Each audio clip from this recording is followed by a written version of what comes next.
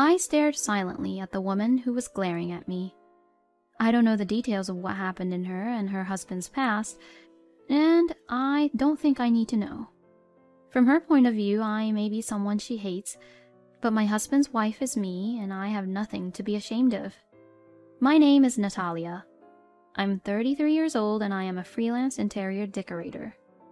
I used to work for a company, but switched to freelance when I got married 2 years ago. My husband is 1 year older than me, and his name is Hunter. I met my husband through an acquaintance.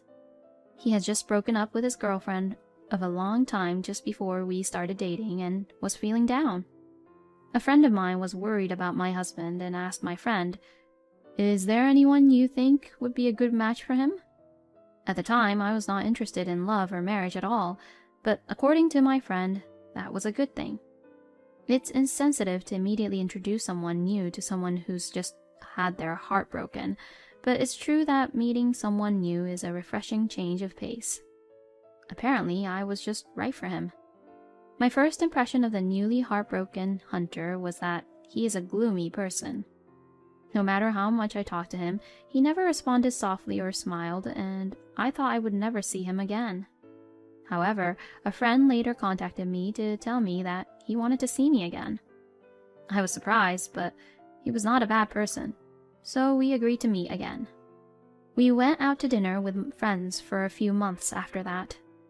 Each time we met, he became more cheerful and started to laugh a lot. When we first met, I had heard that he had just had his heart broken, so seeing him lighten up more and more made me think that he was an adult in his own right. I began to look forward to seeing Hunter more and more, and we started going out together. After 6 months of knowing each other, Hunter asked me to go out with him on the premise of marriage. I was very surprised, but I had feelings for him, so I accepted his confession and we started dating. A year later, we were married. I was very nervous when I went to meet his parents. Hunter had told me that his mother was a former teacher and a very strict person. Unexpectedly, however, she welcomed me with open arms from the moment we met, and we had a good relationship after marriage. Gradually, however, I began to feel something strange. "Natalia, you are very put together. Your parents must have educated you very well. I see that you graduated from an excellent university, and I'm so glad that you're going to become a part of our family." "Don't say it like that, Mom." "I'm just complimenting her. There's no need to get angry." Every time I saw my mother-in-law, she would compliment me highly. I found some of her language a bit annoying, but she didn't seem to sound mean, so I just let it slide. What bothered me was my husband's attitude. He would get grumpy when my mother-in-law started complimenting me. At first, I thought he was just being considerate of me, but after a few times of this happening, I began to wonder if that was not the case. Around that time, I had a chance to meet a friend who was the reason I met my husband, and I told her about it. My friend was reluctant to tell me, but she told me a fact that I did not know. She told me that the girl Hunter dated before meeting me broke up with him because Hunter's mother disapproved of their marriage. When I heard this, I was a little shocked because I felt as if my husband had unfinished business with his ex-girlfriend. But at the same time, I felt refreshed when I realized why my husband was behaving that way toward my mother-in-law. To be honest, I was a little bothered, but my husband is kind and we have a good relationship. I changed my mind and decided not to worry too much about my husband's past. Things were peaceful for a while after that, but after a few months, my husband started acting strangely. We had talked about wanting to have children as soon as possible since the beginning of our marriage, but then my husband suddenly started to act strangely. "We can wait a little before we have kids. There's no need to rush," he suddenly said. "Why? I thought you wanted kids as soon as possible." "I want to enjoy my life with you, just you, for a little longer." I felt uncomfortable with my husband's response. My husband was very busy with work these days, and we rarely had any alone time together. I thought that he must have some problems. I decided to wait for him to tell me what was bothering him. However, my relationship with my husband began to sour, and my mother-in-law, who had never bothered me before, began to ask me, "Are the grandchildren here yet?" Perhaps it was because we had been married for 2 years, and there was no sign of pregnancy. But recently, my mother-in-law was contacting me every day about having a child. It was at this time that my husband said, "We are not ready for children." I continued to stress, but one day I ran out of patience. "Natalia, are you pregnant yet? Please let me hold my grandchild as soon as possible. I can't handle the child on my own, so from now on, please ask Hunter about children." "Huh?" She seemed surprised because I had never talked back to her before. I couldn't hold back any longer, so I decided to say everything I wanted to say. "You always ask me about having kids, but why don't you say anything to your own son? Isn't that strange?" "What are you talking about? Isn't it the duty of a wife to bear children?" "I can give birth alone, but I can't get pregnant just by myself. And if the wife's duty is to bear the child, then what is your son's duty? Is Hunter fulfilling his duties as a son?" My mother-in-law did not answer any of my questions. Recently, I was forced to deal with my mother-in-law by myself because Hunter was clearly avoiding me. The only time I had a good relationship with my mother-in-law was when we were first married. I was fed up with my mother-in-law becoming more and more over-involved, and I asked my husband for help, but he did nothing. If my husband is unreliable, I have to do something by myself. We are not having children so that you can hold your grandchildren. We are having children because we want them. So we will decide about having kids ourselves, so please don't interfere. If you must interfere, please talk to Hunter, not me." "How dare you talk to your mother-in-law like that? I thought you were a well-bred girl, but you deceived me." "I didn't mean to deceive you. I didn't know you were such an over-involved and insane person, so I guess the deceit is mutual." I said what I wanted to say, and I unilaterally hung up the phone. I felt refreshed, but my husband came home from work and ruined my mood. "Hey, why did you talk back to my mom?" "Huh? Why are you saying that all of a sudden?" "My mom called me after work and lectured me for an hour." My husband came home in a bad mood and questioned me as soon as he got home. I showed my husband the many messages from my mother-in-law urging me to have children. My husband was surprised to see that they were more numerous than he had imagined. I had been holding out for a long time, but I couldn't do it anymore. Also, why is it my fault that your mother scolded you? "You've been getting along fine until now, haven't you? I beg you, please continue to make it work." What's the point of choosing me then? I thought it was a mean question even to myself. As expected, my husband turned pale and upset. "Hey, what are you talking about? Did someone tell you something?" Who knows? I left my husband, who still wanted to say something, and went to my workroom. A few hours later, when I went to the living room, my husband was there and spoke to me. "I'm sorry about earlier. I'll talk to my mom tomorrow." Okay, I'm sorry too. The next day, Saturday, my husband went out to talk to my mother-in-law. He was dressed very nicely, so I asked him what was going on, and he told me that they were going to a buffet at a hotel that my mother-in-law wanted to go to. About an hour after my husband left, the doorbell rang repeatedly. When I answered the door to see who it was my mother-in-law, who was supposed to be at the hotel buffet with my husband. Confused, I let my mother-in-law in. "Where's Hunter? Where is he?" "He's out for a bit. I'll call him." I hurriedly called my husband in his room. After a long ring, he finally answered. "Where are you?" "What? As I told you this morning, I'm having dinner with my mom at a hotel." "I see. All right." I hung up the phone without saying anything to my husband. I have been feeling lately that my husband might be having an affair.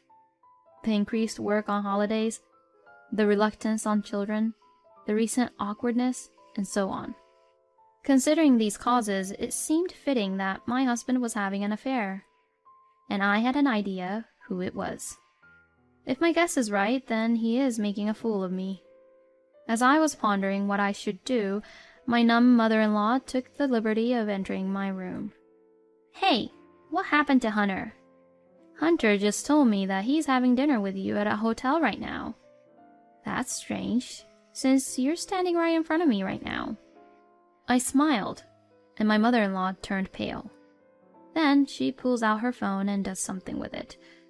As I was looking at her, wondering what she was doing, suddenly my mother-in-law grabbed my arm and screamed, "That boy is really at the hotel.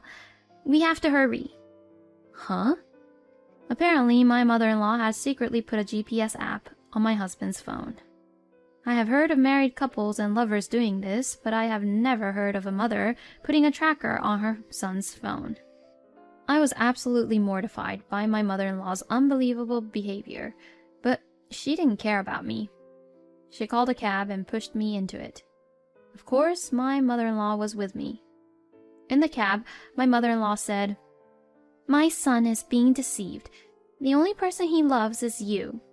Please, don't ever divorce him." She keeps saying selfish things. As I listened to her, I realized that my mother-in-law also thought that my husband was having an affair, and that she had an idea who it was. When we arrived at the hotel, my mother-in-law ran out of the taxi without paying.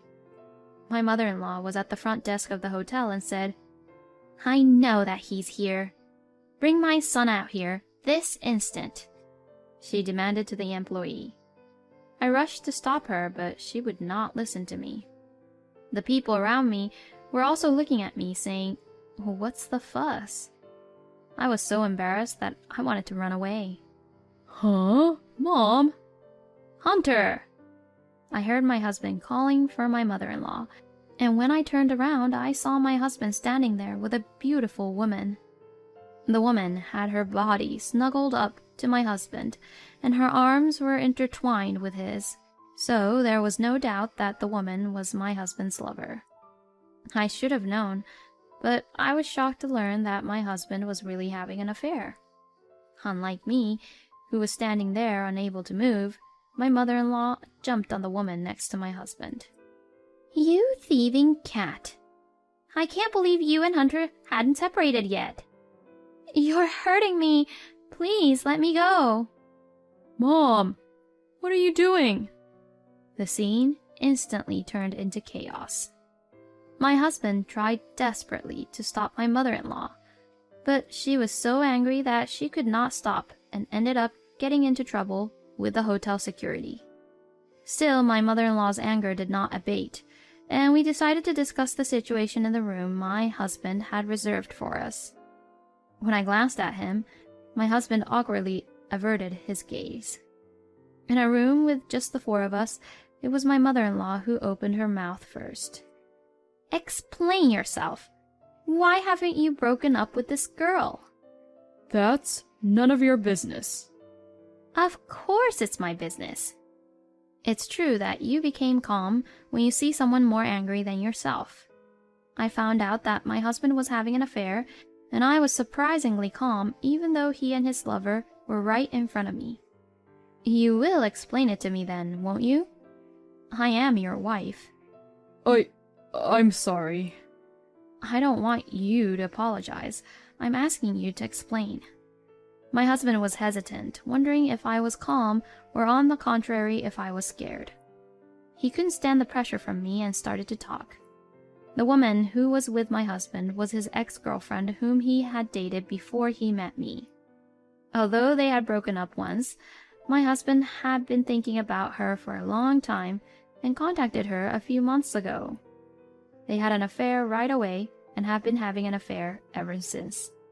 She glared at me while my husband was explaining. A woman who married her boyfriend right after they broke up because his parents were against the marriage. From her point of view, I may be the bad guy. "So you're going to divorce me and be with her then?" Wait a minute. I don't want to divorce you, Natalia. "What? What is this man saying at this stage? It seems I am not the only one who thought so, and after being silent for a long time, his lover opened her mouth. Wait a minute.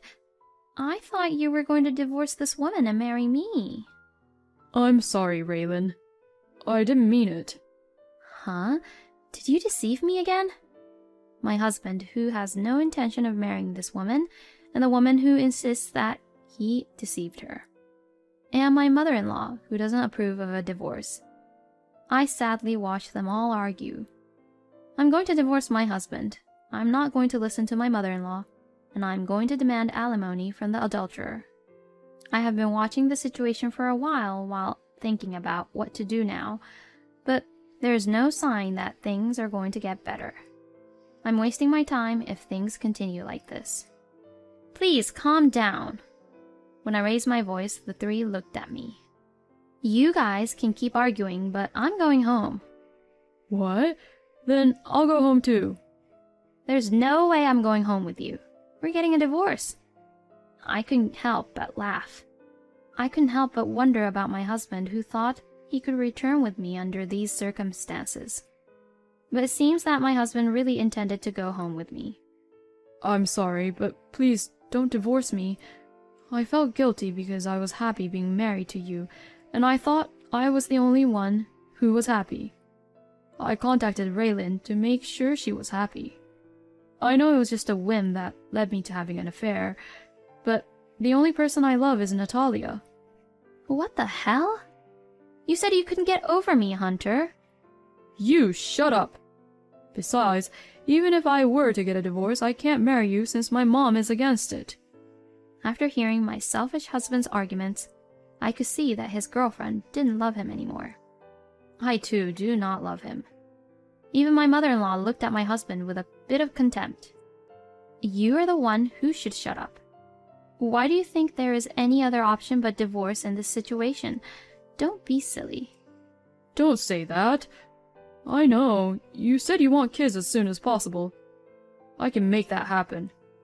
If we get divorced, you'll have to start looking for someone else. Stop it, you're disgusting. I slapped away my husband's outstretched hand with all my might, and he looked shocked. But seeing his face left me with no feelings of pity or why I should show him mercy. I'll go through a lawyer for alimony and other things. Of course, I'm going to ask for alimony from that woman too, so be prepared. Huh? Why should I pay alimony? If you have an affair with a married man, you have to pay alimony. If you don't agree, why don't you hire a lawyer too? It'll be a waste of money though. Then I left the scene. The ex-girlfriend with whom my husband was having an affair with was dating my husband from the age of 23 to 30. I felt a little sympathy for her because they had been together for a long time, but my mother-in-law opposed their marriage and broke it off. So I thought that after the divorce from my husband was finalized, she could remarry or do whatever she wanted. However, when I was discussing my divorce with my husband, a shocking revelation came to me. To my surprise, the adulterous partner had a fiancé. The fiancé found out about the affair and broke off the engagement, but my husband did not know about it until the fiancé asked for alimony. At first, out of guilt, my husband was willing to shoulder the alimony that I had charged his lover. However, when my husband found out that she was engaged, he refused to help her. In the end, after much wrangling, it was settled that each of them would pay the alimony claimed against them. And finally, our divorce was finalized. My ex-husband did not want to get divorced until the very end. He finally gave up when the friend who introduced me to him got angry with him and said, "That's enough." After the divorce, my ex-husband had a very hard time. On that day, a colleague from my husband's company was at the hotel buffet with his family, and he heard my mother-in-law call my husband's lover a thieving cat. The colleague misunderstood the situation due to my mother-in-law's actions. Hunter is married, but rumors started that he was a lousy man who was having an affair with two women, an older and a young woman. My husband denied it and said that the older woman was his mother, but the fact still remained that he was having an affair. He just changed from a two-timing cheater to a mommy's boy, but the fact that he was a lousy man did not change. In the end, my husband resigned voluntarily because he found it difficult to stay at the company, and now he is working part-time.